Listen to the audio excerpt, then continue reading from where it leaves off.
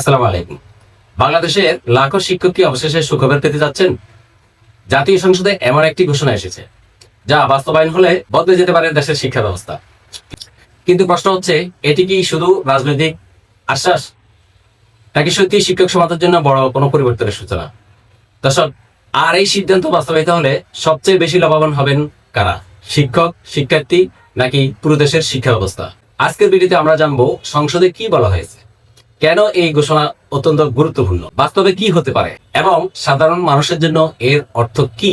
দর্শক, ভিডিওটি শেষ পর্যন্ত দেখুন, কারণ শেষ অংশে থাকছে আমাদের এ নিয়ে বিশেষ একটি বিশ্লেষণ। দর্শক, পুরো ভিডিওটি দেখতে রতন ইনসাইট ফেসবুক পেজ ও রতন ইনসাইট ইউটিউব চ্যানেলটি সাবস্ক্রাইব করুন এবং ভিডিওটি ভালো লাগলে লাইক, কমেন্ট, শেয়ার করে পাশে থাকুন। চলুন মূল অংশে।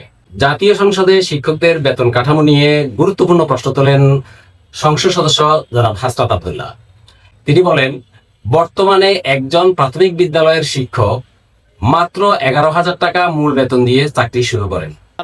অন্যদিকে মাধ্যমিক বিদ্যালয়ের শিক্ষকরা পান 16,000 টাকা মূল বেতন। চাকরি করতে যান তখন সেখানে 11,000 টাকা বেসিক দিয়ে শুরু করেন বর্তমান প্রেক্ষাপটে। অর্থাৎ এই চাকরিটা হচ্ছে 13 গ্রেডের চাকরি এবং বর্তমান মূল্যস্ফীতির বাজারে এই বেতনে একটি পরিবার চালানো অত্যন্ত কঠিন।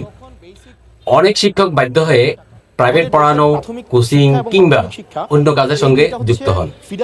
এতে তাদের পুরো মনোযোগ শিক্ষার্থীদের উপর দেওয়া সম্ভব। মাননীয় প্রধানমন্ত্রীর কাছে আমার প্রশ্ন, বর্তমান বাস্তবতায় 11,000 টাকা বেসিক এবং 16,000 টাকা বেসিক দিয়ে এই আসলে শিক্ষক হতে আগ্রহ নিয়ে এসে এখানে আসলে দিন শেষে সার্ভাইভিক এবং মাধ্যমিক শিক্ষকদের মান উন্নয়নের জন্য, তাদের বেতন বৃদ্ধির জন্য, যাতে করে বেশি বেশি মানুষ বাস করতে আগ্রহী হয়, সেটার জন্য আপনার বিশেষ কোনো পরিকল্পনা রয়েছে কিনা? শিক্ষকরা যতদিন পর্যন্ত না আসবে এবং তাদের জীবনমান যতদিন পর্যন্ত উন্নত না হবে, সে পর্যন্ত আমাদের এই শিক্ষা ব্যবস্থাকে কোনো প্রকারেই ঢেলে সাজানো সম্ভব হবে না।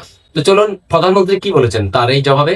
প্রাইমারি এবং সেকেন্ডারি এই শিক্ষকদেরকে যদি আমরা সঠিকভাবে ট্রেনিং দিতে না পারি, কিন্তু শুধু ট্রেনিং না, ট্রেনিংয়ের সাথে তাদেরকে তাদের সম্মানীয় যদি বৃদ্ধি করতে না পারি, তাহলে অবশ্যই আমরা প্রত্যাশা করি না যে তারা ভালো কিছু ডেলিভার করতে পারবেন। প্রশিক্ষণ দেওয়ার যেরকম কর্মসূচি রয়েছে, প্রশিক্ষণ দেওয়ার যেরকম পরিকল্পনা রয়েছে, প্রধানমন্ত্রী বলেছেন সরকার বিষয়টি উপলব্ধি করছে। তিনি স্বীকার করেন, শুধু প্রশিক্ষণ দিলেই হবে না, শিক্ষকদের সম্মান ও আর্থিক মর্যাদা বাড়ানো জরুরি। তিনি আরো জানান, সরকার পর্যায়ক্রমে শিক্ষকদের সম্মানে বাড়ানোর পরিকল্পনা করছে। আমরা সেদিকে লক্ষ্য রাখছি। তিনি যে ঘোষণা দিয়েছেন সেটি কবে টাকা বাস্তবায়িত হবে, কিভাবে হবে রেখেছে। এখন প্রশ্ন হচ্ছে, শুধু বেতন বাড়লেই কি শিক্ষার মান বদলে যেতে পারে?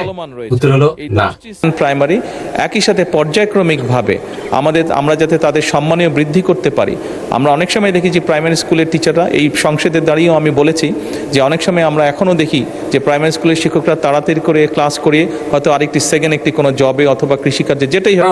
উন্নত দেশের অভিজ্ঞতা বলছে, একজন ভালো শিক্ষক তৈরির জন্য 3টি বিষয় সবচেয়ে গুরুত্বপূর্ণ। প্রথমত হচ্ছে যথাযথ প্রশিক্ষণ, দ্বিতীয়ত ভালো কর্মপরিবেশ, আর তৃতীয়ত সম্মানজনক বেতন। যদি একজন শিক্ষক প্রতিদিন আর্থিক চাপ নিয়ে ক্লাসে যান, তাহলে তার পক্ষে শতভাগ মনোযোগ দিয়ে পড়ানো কঠিন। বাংলাদেশেও দীর্ঘদিন ধরে শিক্ষক সংগঠনগুলো এই বিষয়টি তুলে ধরেছেন। তাই সংসদে সরকারের এই অবস্থানকে অনেকেই ইতিবাচক বার্তা হিসেবে দেখছেন। দর্শক, আপনারা জানেন, শিক্ষকদের বিভিন্ন ভাতা, বেতন বৈষম্য নিয়ে রাস্তায় অনেক দিন পর্যন্ত আন্দোলনে ছিল। বিভিন্ন আন্দোলন সংগ্রাম করেই তাদের বেতন, ভাতা ইত্যাদি বাড়ানোর জন্য সরকারের উপর চাপ সৃষ্টি করা হয়েছিল এবং সামান্য ছোট ছোট দাবি আদায় করে নেওয়া হয়েছে। কিন্তু এখনো অনেক বৈষম্য রয়ে গেছে। সরকারের সেই আর্থিক সক্ষমতা দিকে লক্ষ্য রেখে শিক্ষকরা এত বেশি চাপ ও প্রয়োগ করেনি। ফলে সরকারেরও সেদিকে শিক্ষকদের এই মানবিকতাটুকু দেখা উচিত। তবে মনে রাখতে হবে, এখনো নতুন কোনো বেতন স্কেল ঘোষণা করা হয়নি। কখন থেকে কার্যকর হবে, কত শতাংশ বাড়বে, কিংবা কোন গ্রেডে কি পরিবর্তন আসবে, এসব বিষয়ে এখনো আনুষ্ঠানিক সিদ্ধান্ত প্রকাশ করা হয়নি। শিক্ষকদের গুণগত মান বাড়ানোর জন্য এবং বেতন বৈষম্য দূরীকরণের জন্য শিক্ষকদের আলাদা বেতন স্কেল গঠনেরও দাবি উঠেছে। দর্শক, আন্তর্জাতিক প্রেক্ষাপট কি বলছে? বিশ্বের যেসব দেশে শিক্ষা ব্যবস্থাকে সফল বলা যায়, যেমন ফিনল্যান্ড, সিঙ্গাপুর, দক্ষিণ কোরিয়া, সেখানে শিক্ষকতা একটি অত্যন্ত সম্মানজনক পেশা। সরকার শুধু ভালো বেতনই দেয় না, নিয়মিত প্রশিক্ষণ, প্রযুক্তি ব্যবহার এবং গবেষণার সুযোগও নিশ্চিত করা হয়। ফলে মেধাবী শিক্ষার্থীরাও শিক্ষকতাকে ক্যারিয়ার হিসেবে বেছে নিতে আগ্রহী হন। বাংলাদেশেও যদি ধাপে ধাপে একই ধরনের পরিবেশ তৈরি করা যায়, তাহলে ভবিষ্যৎ প্রজন্মের শিক্ষার মান আরো উন্নত হতে পারে। আমার একটি ছোট্ট বিশ্লেষণে দেখছি যে সরকার প্রথমবারের মতো সংসদে স্পষ্টভাবে স্বীকার করছে যে শিক্ষকদের আর্থিক সম্মান বৃদ্ধি করা প্রয়োজন। এটি অবশ্যই একটি ইতিবাচক বার্তা। তবে বাস্তব পরিবর্তন নির্ভর করবে কয়েকটি বিষয়ে। নতুন বেতন কাঠামো কবে ঘোষণা হবে, বাজেটে কি পরিমাণ অর্থ বরাদ্দ থাকবে এবং বাস্তবায়নের গতি কেমন হবে। আমাদের মনে রাখতে হবে, একটি দেশের উন্নয়নের ভিত্তি হচ্ছে শিক্ষা, আর শিক্ষার ভিত্তি হচ্ছে শিক্ষক। তাই শিক্ষকদের জীবনমান উন্নত করা মানে শুধু একটি পেশাকে সহায়তা করা নয়, বরং ভবিষ্যৎ প্রজন্মের জন্য এটি একটি বিনিয়োগ মাত্র।